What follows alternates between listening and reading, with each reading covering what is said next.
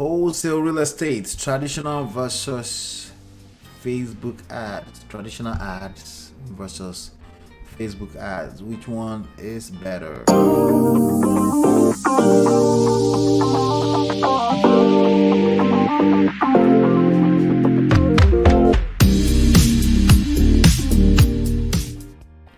What's going on? This is Ola coming to you live from my myEmpirePRO studios. We're talking about wholesale real estate, and we're trying to set some differences between traditional ads and Facebook ads.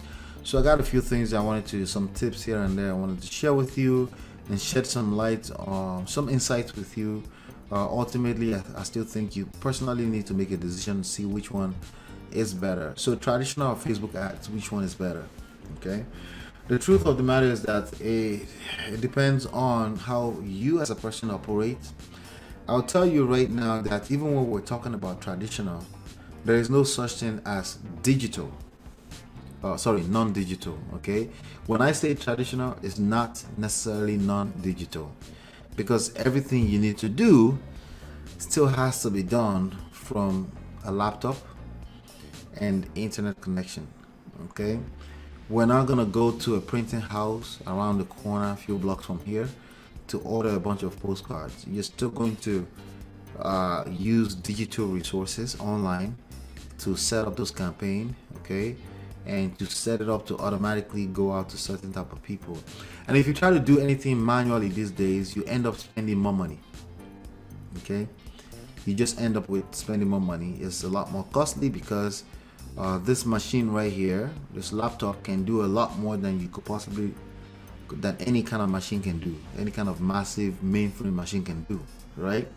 So you're walking backwards. So you have to really pay attention to the true cost of being stuck in the idea of traditional, right? So the first thing first is that there is no such thing as non-digital or non-virtual business or non-virtual wholesaling, right? By the way, we're talking about wholesaling. I think I defined it already, but just in case you don't know, we find deeply discounted real estate properties, we lock them up under contract, and we take that contract, we have a right in that contract. Now we sell that right to another person, usually an end buyer, a cash buyer, investor who wants the deal, right? We locked in a really good deal. A property is worth $100,000. We locked in the deal at $40,000. So somebody will happily pay me $10,000 to pass over the rights in that deal to them. That's what wholesaling is, right? So to find those deals, you can use traditional means, right? So traditional means letters, direct mail, right? Or maybe more traditional, knock on doors, right? Knock on doors, driving for dollars, talking to strangers on the street and hoping that you're just gonna get lucky one day. Maybe those are more traditional, right?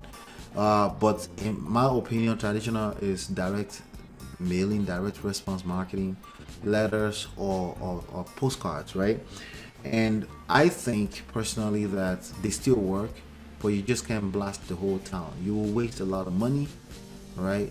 So what you want to do is make sure that you are doing proper research, marketing, proper property data research.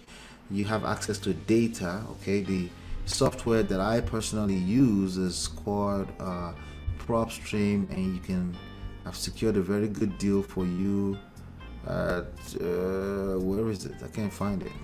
All right, so but it's at EmpireBigData.com. I'm just gonna put that on the screen for you so you can see. All right, so if you go through that link, you'll be able to get 7 days free trial to try it out, right there, EmpireBigData.com, right? So now with that being said, so the idea is to wholesale. So traditional versus what are we talking about? Facebook ads. Should you go Facebook ads? It depends, right? Either way, it's going to take some resource from you.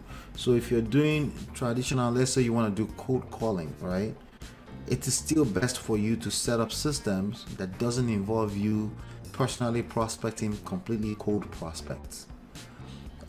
It's better to hire virtual assistants to handle those calls for you and basically pre-qualify prospects before you talk to them. Make sure that they actually do have a house to sell, they're the right person, Make sure that they do have a timeline that they need to sell. Make sure that they have a reason why they need to sell, some kind of motivation that makes sense. Yeah, I can't afford this property. Yes, this property is a liability for me. Make sure that's solid before you decide to invest your personal time to jump on the phone with them.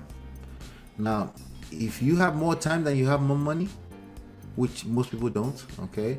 Most people think they have more time than they have money. Actually, it's because they are frugal. If you understand how this game works, if you get paid more than $20 an hour from your job, you have more money than you have time, and you should be leveraging that money if you're doing things the right way, right? So if you have that, you should be running systems anyway. So as far as I'm concerned, it's a matter of an opinion. It's a matter of what do you like the most? What do you enjoy spending most of your time on, right?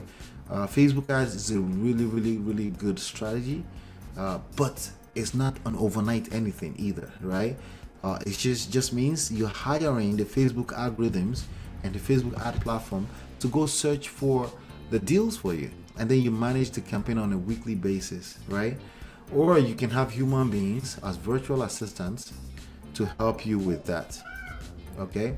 So so some people may even try to sell you that one is better than the other.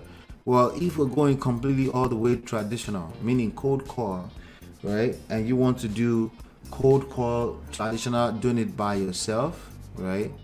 It's a backfire, because you will get frustrated out of the business. Okay. First of all, everyone else and their moms and their pops are doing it. So the best way to create leverage for yourself is to make sure that you are not competing with everyone at that level. You need to set yourself aside and how do you do that? Is first of all by valuing your time against money. Always understand that it's better to leverage money. Find a job temporarily if you have to. Look for a job so that you don't have to look over your shoulders about the bills, and you're ready to build a real business here, and then take it seriously and leverage money to build this business. It's a lot more easier. It's a lot more enjoyable when you do it that way. Okay, so which one is better at this stage? I'll be honest with you. There are times that I felt like Facebook ads was better. There definitely has been time that I feel like Facebook was better, but in recent times, I just think systems are better than all of the above. Just make sure you set up a system that covers all of the 5 stages. Those are the 5 stages right there, and make sure you're tracking your data, and treat this like a business in the digital age. Track your data from each stage to the next, and just keep track of those numbers. So whichever one allow you to stay consistent in that process, that's the one to follow. By the way, we teach all of the above, some of the traditional, some of the and Facebook ads and Instagram ads as well, but just stick to the ones that allow you to be able to track this whole thing as a system, and then you are better off that way, as long as you have a system in place that you follow, and not trying to count on yourself to be consistent. Human beings have a hard time being consistent, so I wouldn't count on that. I will count on systems 100% of the time.